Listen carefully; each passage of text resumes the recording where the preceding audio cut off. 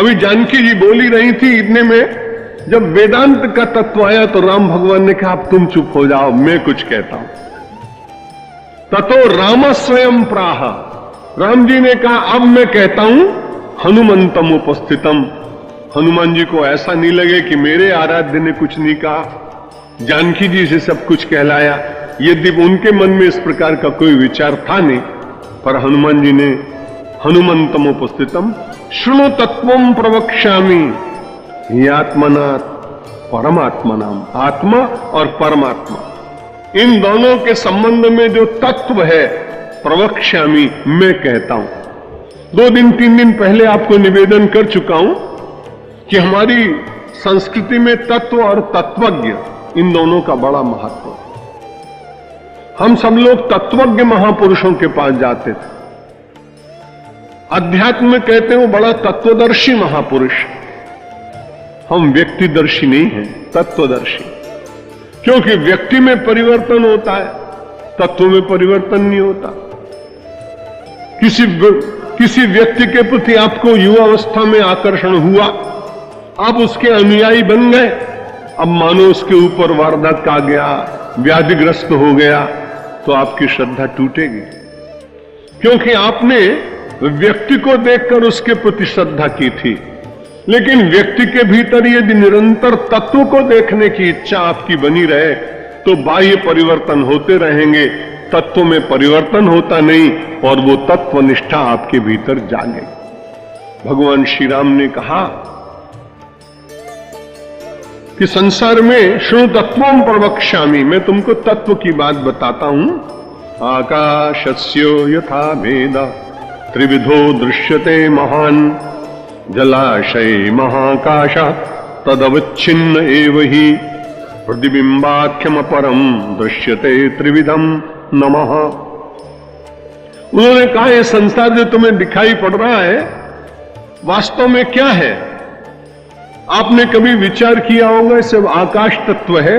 आकाशस्य यथा भेदा त्रिविधो दृश्यते, 3 प्रकार का आकाश दिखाई पड़ता है।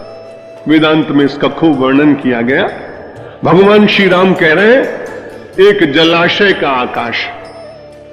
जलाशय आप तालाब को भी कहते हैं, लेकिन जल जिसमें रहता हो सभी जलाशय।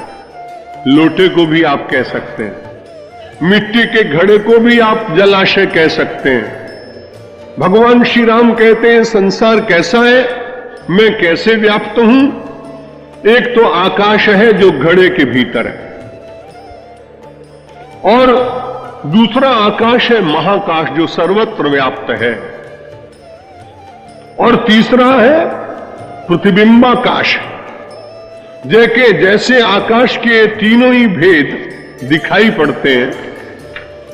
किसी वस्तु में प्रतिबिंब पड़ा तो वो प्रतिबिंबाकाश, और जो घड़े के भीतर अवकाश है, खालीपना है, वो घटाकाश, और जो सारे संसार में व्याप्त है वो महाकाश। तो बड़ी विचित्र बात है कि जब घट टूट गया तो आकाश कहां जाएगा? वो महाकाश में लीन हो जाएगा। इसको दूसरी प्रकार से संसार में दुखी लोगों को देखकर कबीर ने अपनी उलटबांसी में कहा कि सारे संसार में व्याप्त महाकाश रूप परमात्मा का दर्शन न कर पाने के कारण, अनुभव न कर पाने के कारण जीव दुखी रहता है। और बड़ा अच्छा उदाहरण दिया कि पानी बिच मीन पियासी, मोई सुनी सुनी आवे हासी, पानी बिच मीन पियासी।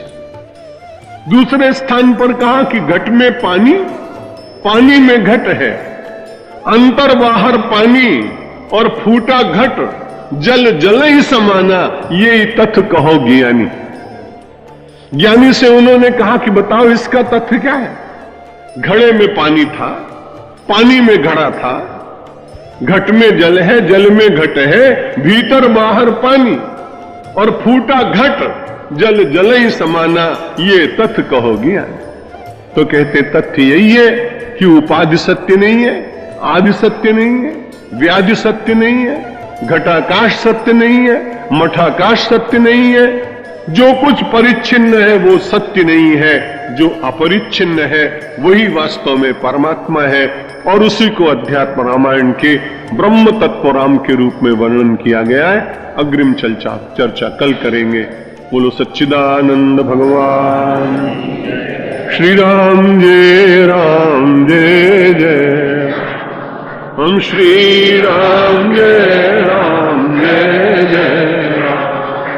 श्री राम जय जय राम।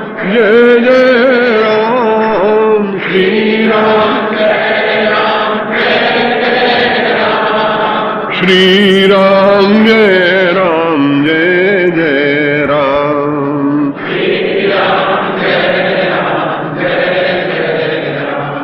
श्री राम जय जय राम। श्री राम जय जय राम।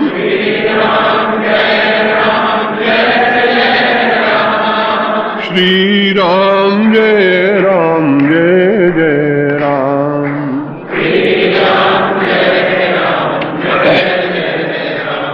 शंकर भगवान की, रामचंद्र भगवान की, कृष्णचंद्र भगवान की, जगदम्बे माता की, पवन सुत हनुमान की, गंगा माता की, भारत माता की, सब संतों की, धर्म की, अधर्म का, प्राणियों में, विश्व का।